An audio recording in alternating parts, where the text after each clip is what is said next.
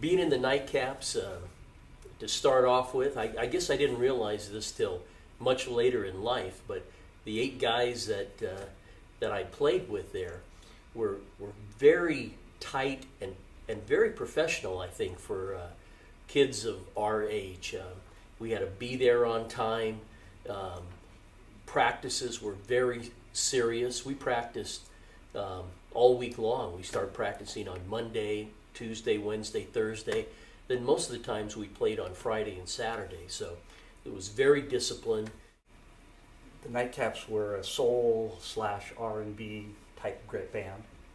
And back at that time in the mid-'60s, groups of that type typically had some sort of show or showmanship involved versus many of the more British rock style groups.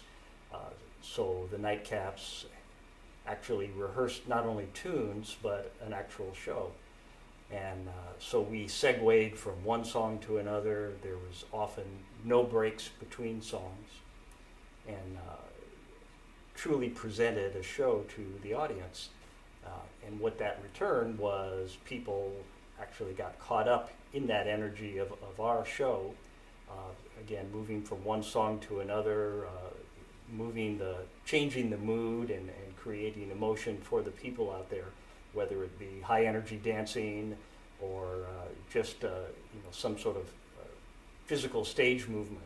And as the curtains opened up, right there, Soulfinger starts the show. Soulfinger was a instrumental, except for the scene Soulfinger, and it was very strong, and it got it to it.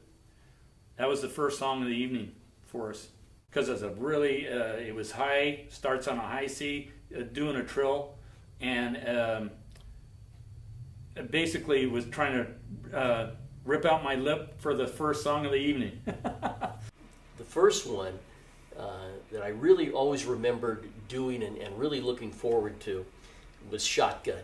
And that was one of the songs that we always used to introduce Jim on that song. And most of the times we did a show, we would, maybe the band would start out on stage first, and we would do maybe an instrumental or two. And depending how long the show was, on shorter shows we didn't do any instrumentals, but on some of the short ones we would do maybe 1 or 2 songs, and then we would introduce Jim, and he would come out, and to me that was one of the most exciting times of the show. I guess what I really loved about that is that would be the first reaction I would see from the audience, and it was just, it almost seemed like everybody would just stop when we did that song, and it was just so much visual looking at. And then Jim would start in shotgun, and then the horns bam bam, and that song really, I think, because it was the first one, it was the opening one, I think it had the most excitement. I danced a lot. I spent hours learning how to do the kinds of things that James Brown did. Dropping to my knees, doing the splits, all kinds of lots of physical action and motion. From the musician side of things, I could very much visibly see how people would react to that. And it was, in some ways, that would feed us when what we would work hard at to present was accepted. It would again feed your musical and on-stage energy. So what we were doing was very similar to what the Jacksons were doing. Our horn section danced, and we did lots of choreography, and everything had to be not just about the music, but it had to be the music and the dancing, and how all of those things fit together. Yeah, I think because I was one of the horn players, and we had it was a 3-piece horn section that we had. It was naturally with those, the 3 of us. So that would be John LeBaum and Bob Martin. And the way things were and the way our stage show went, John LeBaum was in the middle, and I was on his right, Bob was on his left. And John would be the one that would take most of the solos. And because he did that, that lent Bob and I to do a lot of steps together, and we did that a lot. That was what our band was.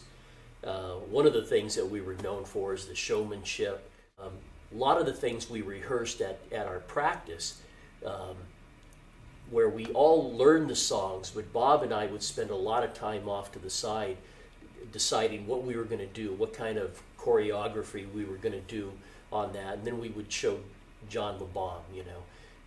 But a lot of the stuff, really, when we did long shows, Bob and I kind of made it up as we went on. We kind of winged it, and I guess we knew each other so much that, and we, after a long time of doing it, we had certain steps that we did. One of us would start in doing it, and the other one would pick it up just like that, and so.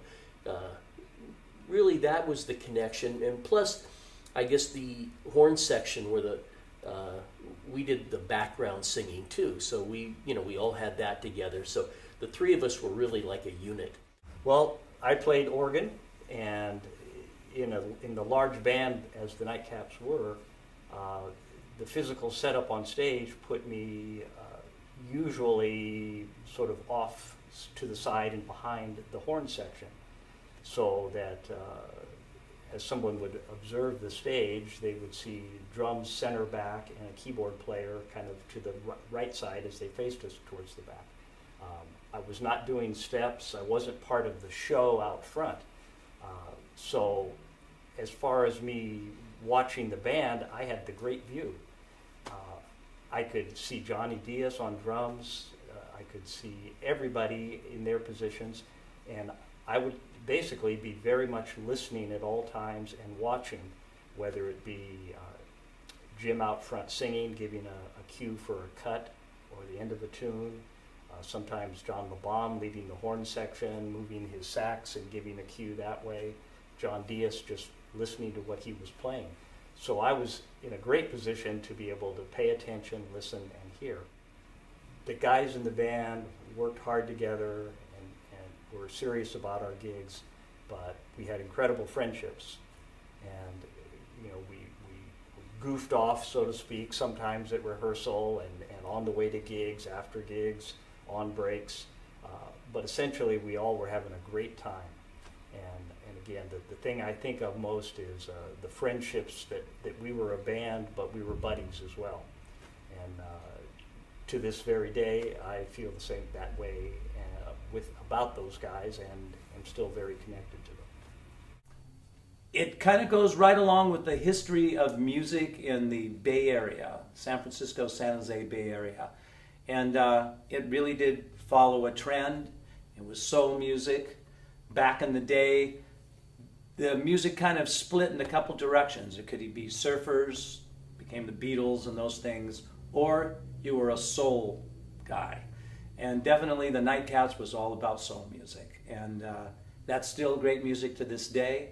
And maybe that's why all of us still remember the experience with fond memories. We turned into some pretty good entertainers. That's what I thought. And I had a good time.